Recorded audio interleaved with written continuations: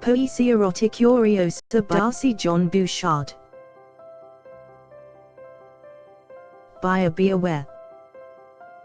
Rather than continue to live in dishonour, having lived a lonely, loveless life, the virtuous poet, a nameless nobody, cries to you from out of his eternal grave, wherein he be immured, me be entombed alive, alone, non-compos mentis within an incorruptible bridal bed of illuminable darkness, and, cold blanketed by fading memories of fantastic phantasmy amidst a cacophony of soft stolen kisses that ne'er e'er tested to taste any hot breathing sylph's lips fleshy brine.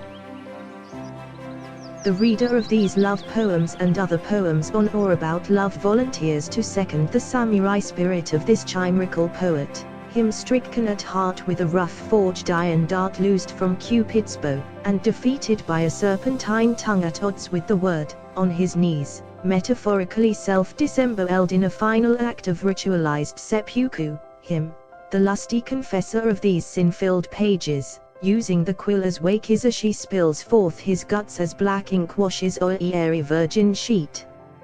For a staining proof of his crime.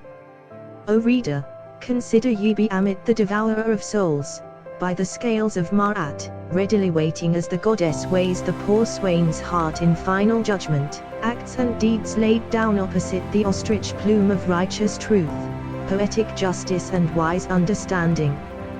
Judge ye not for you alone, but let the mortal bard's unrequited kisses, a fiery slough of dreams, stinking of passion's love-loosed breath, like the thief that it is, stealing entry into thne own treasury of romance, safely guarded and soft pounding within your breast.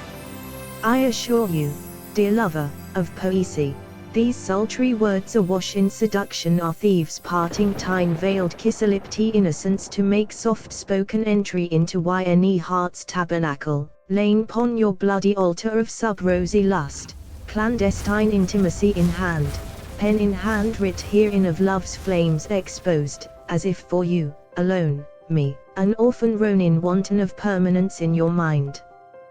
I am guilty. O darling. And my harakiri heart is in your hands. Be gentle and consign me not to further pain in hell. I adjure you to play the role of doxy inamorator, and I will be the rakish satyr for you. So, turn ye not your abashed eyes away in feigned innocence, pretending purity rather than shame for a shared part in our crime, together, as you spread apart these pages to penetrate into a cold heart aflame with thoughts and emotions. Slaking y keen yearning appetite for coercion in fornicating on a sublime bed of placebo bibliophilina mini. Many of these sonnets were composed specifically to honor the memory of maidenhood in her eternal youth, and not so much wrote of slavish addiction to decadent passions, me, so exposed, hung out as a wriggling worm on the end of a hook purposely tossed into the virginal seraglio to debauch with honeyed whisperings of tragic romance. The unknowing seed of ideas is like an ecstatic tongue, alive as with a kiss, thought like quickening worms in the grave becoming, both penetrating and devouring each other, like slimy culprits sharing lies and secrets betwixt gooey sheets. I am a loveless romantic in the second circle of hell, a criminal condemned for the malfeasance of being in love with falling in love, objectively, rather than of enduring love's ageless adulation. O odalisque of min fancy, a poet's soul drowns every night in an archaic ocean of blasphemous eros, as an island of barrow dirt sinking under sluttish waves of unforgiving forgath, and guilty of felonious flesh, in an indifferent world apart from and submerged under a deluge of waking reality, like a scandalous collective unconscious underworld realm.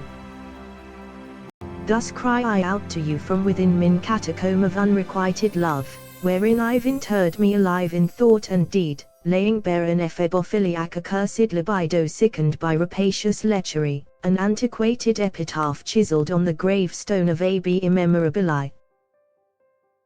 All is not fair in love and war.